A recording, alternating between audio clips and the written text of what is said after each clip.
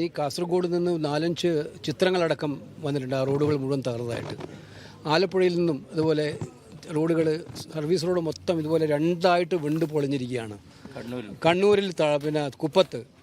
അപ്പോൾ ഇത് ഒറ്റപ്പെട്ട സംഭവമല്ല ഇത്.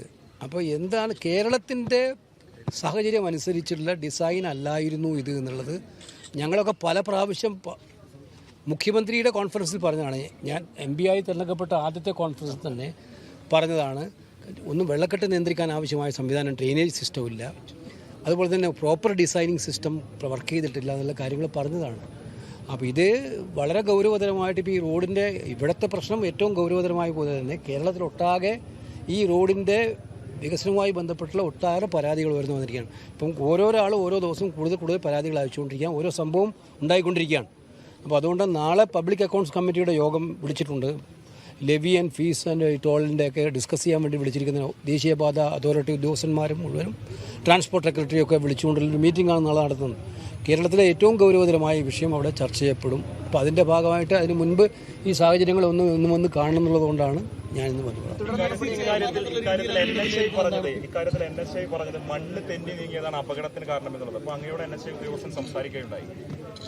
അല്ല, അതൊന്നും ആയിരിക്കത്തില്ല ഇതിനകത്ത്. അതുകൊണ്ട് ഞാൻ പറഞ്ഞു, ഇതിനകത്ത് എന്താണ് സംഭവിച്ചത് എന്നുള്ള കാര്യങ്ങൾ വിശദമായിട്ട് അവരുടെ രേഖാമൂലം ആവശ്യപ്പെട്ടിട്ടുണ്ട്.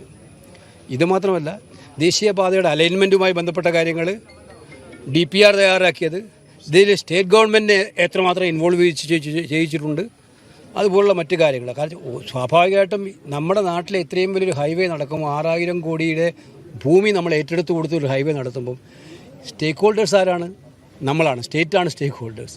അപ്പോൾ സ്റ്റേക്ക് ഹോൾഡേഴ്സിൻ്റെ പ്രയാസങ്ങൾ പറയേണ്ട ഉത്തരവാദപ്പെട്ടത് സ്റ്റേറ്റ് ഗവൺമെൻറ്റിന് ഉത്തരവാദിത്തമുണ്ട്. അവരത്ര അതിനകത്ത് പറഞ്ഞ് ഇത് കറക്റ്റ് ചെയ്യപ്പെട്ടിട്ടുണ്ട്, ഇത്തരം കാര്യങ്ങളൊക്കെ പരിശോധിക്കപ്പെട്ടാലേ പറയാൻ പറ്റും. അപ്പോൾ ഞാൻ PSCയുടെ ഒരു ഒഫീഷ്യൽ മീറ്റിങ്ങിൻ്റെ ഭാഗമായിട്ട് വന്ന ഒരാളെന്ന നിലയിൽ അതൊക്കെ രേഖാമൂലം അവരെന്ന് ആവശ്യപ്പെട്ട് അവരുടെ നിന്ന് കാര്യങ്ങൾ കിട്ടിക്കഴിഞ്ഞ ശേഷം പാർലമെന്റിന് കൃത്യമായ റിപ്പോർട്ട് കൊടുക്കും. അല്ല, ഞാൻ പറഞ്ഞല്ലോ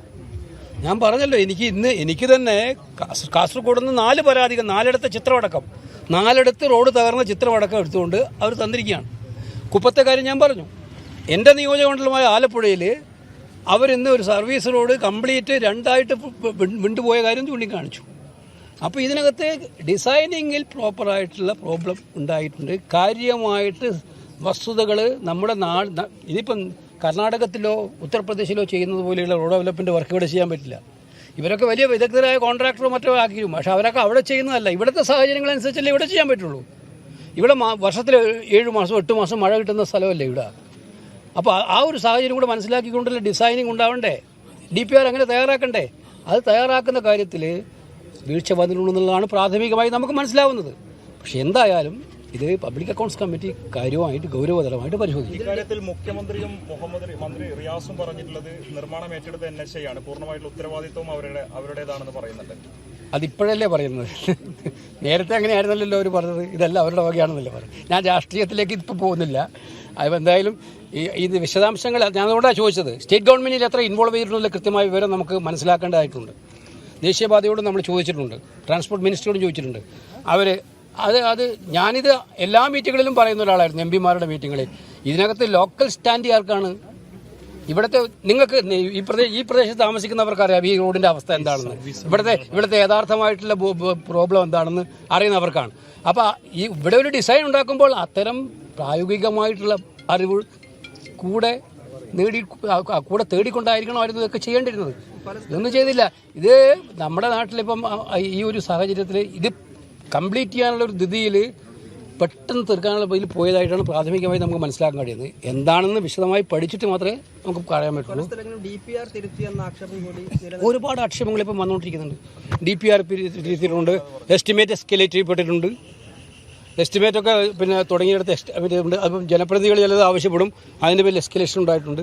പിന്നെ സബ് കോൺട്രാക്റ്റിൻ്റെ ഒരുപാട് കാര്യങ്ങൾ പറഞ്ഞു. മെയിൻ കോൺട്രാക്ടർ സബ് കോൺട്രാക്ടർ കൊടുത്തിട്ട് അതിനകത്തുള്ള വലിയ വൈഡറായിട്ടുള്ള ഗ്യാപ്പുകൾ പറയപ്പെടുന്നുണ്ട്. അപ്പോൾ നമുക്ക് പദ്ധതി എന്ന് പറയുന്നത് നമ്മുടെ നാടിന് ഏറ്റവും ആവശ്യമുള്ളൊരു പദ്ധതിയായിരുന്നു. അപ്പോൾ അത് നടപ്പിലാക്കേണ്ട രീതിയിൽ നടപ്പിലാക്കാതിരിക്കുമ്പോൾ അത് ഒരു ദുരന്തമായിട്ട് മാറും. അതാണിപ്പോൾ ഇവിടെ കണ്ടത്, ദുരന്തം. അപ്പോൾ അത് പല സ്ഥലങ്ങളിലും കണ്ടുകൊണ്ടിരിക്കുകയാണ്. അപ്പോൾ ഇത് പ്രോപ്പറായിട്ട് പഠിച്ചിട്ട് ഇതിനാവശ്യമായിട്ടുള്ള പരിഹാര മാർഗ്ഗങ്ങൾ ഉണ്ടാകണം. അതിനാണ് പബ്ലിക് അക്കൗണ്ട്സ് കമ്മിറ്റി ഇടപെടാൻ ആഗ്രഹിക്കുന്നത്. മറ്റൊരു വിഷയം PV അൻവർ താങ്കളുമായി അല്ല, അത് ഞാൻ അവിടെ പറഞ്ഞിട്ടുണ്ട്.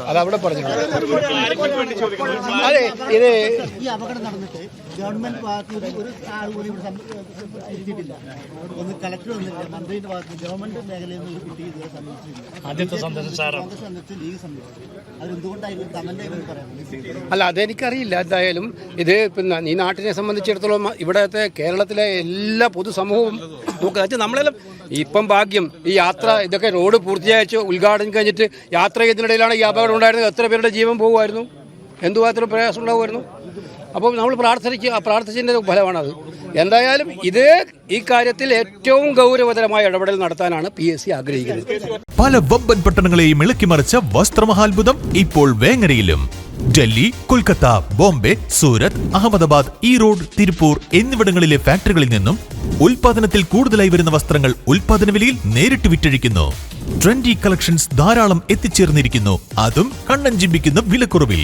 3/4 ഷോർട്സ്, ലേഡീസ് പല്ലാസോ, ലെഗിൻസ് 79 രൂപയ്ക്ക്, മെൻസ് ടീഷർട്ട് 99 രൂപയ്ക്ക്, ladies kurti, top, jeggings, skirt 99 രൂപയ്ക്ക്, ലേഡീസ് ടീഷർട്ട് 99 രൂപയ്ക്ക്, ഗേൾസ് ആൻഡ് ബോയ്സ് ടീഷർട്ട് 49 രൂപയ്ക്ക്, ബെഡ്ഷീറ്റ്, ബ്ലാങ്കറ്റ് 99 രൂപയ്ക്ക്, കിഡ്സ് ഷോർട്സ് 19 രൂപയ്ക്ക്, മെൻസ് കാഷ്വൽ ഷർട്ട് 149 രൂപയ്ക്ക്, മാറ്റ് 19 രൂപയ്ക്ക്.